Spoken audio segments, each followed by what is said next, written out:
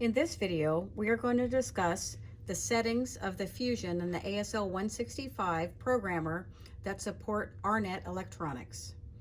And as this comes from the factory, the system is set up in a standard configuration.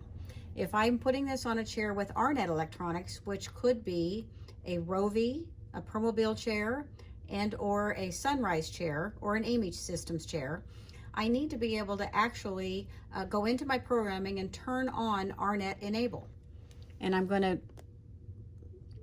show you how to get into programming here. Hopefully you watched the last video with all the program settings and adjustments, and which takes you through these settings. So first you hold these for 3 seconds. It brings up my menu for programming.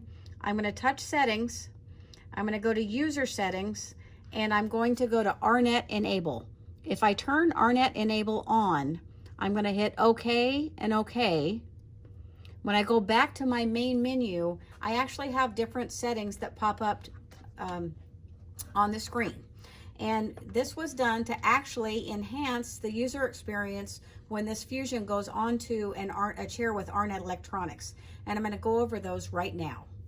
So the new user menu, when I set it up, the system works the same way. I have a series of long holds and short holds, or short activations of my switch that's plugged into my user port on my Fusion.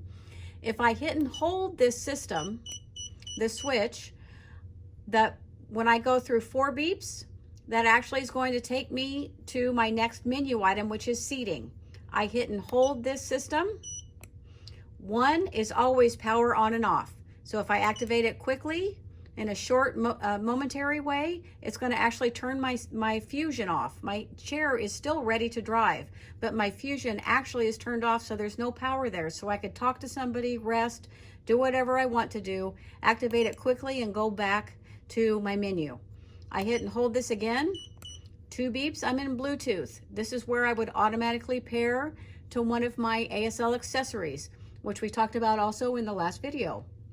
When I activate a long hold again, this will allow me to, with a momentary switch hit, take my chair from forward to reverse.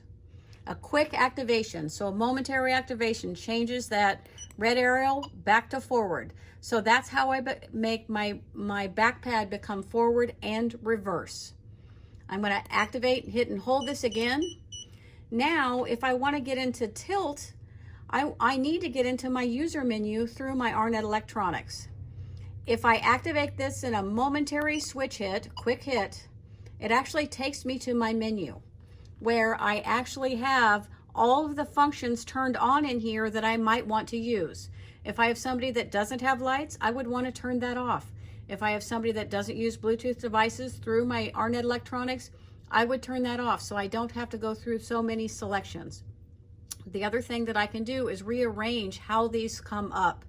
Right now, seating is in the top, but if I wanted to get down to my speed adjust, I would activate. Now my back pad on my Fusion is what's allowing me to go through this menu.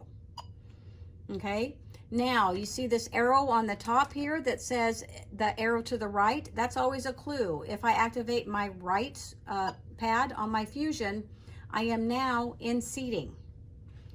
When I'm in seating, I need to actually activate my user switch one more time. That setting within our Fusion actually has just turned the ASL back pad off. And the reason I want that turned off is because that means that there is no information going from this headrest, from the back pad to the wheelchair electronics.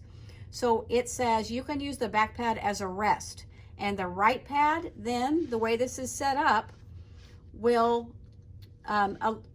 activate my forward and reverse. And if I hit and hold the right pad, it will activate the setting. So I'm in tilt. I go up, elevate. If I go up as high as I want to go up, I tap that pad and I hit and hold my right pad again, and my elevate now comes down. If I want to scan through or scroll through all of my seating functions, I tap the left pad, and that takes me through all of the seating that I have on this chair.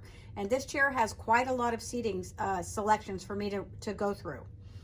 The other thing that this does when I am in our seating menu is, besides turning the back pad off, it actually will have the switches, the side switch left and right, work in a digital way. So I don't have to push into the pad to try to reach a proportional setting.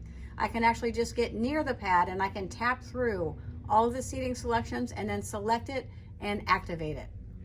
Now, once I'm in seating mode and I've done my weight shift or do whatever I want to do, all I'll need to do is activate my reset switch again quickly, and it takes me back to my user menu where I activate it quickly one more time, and I'm now back to driving.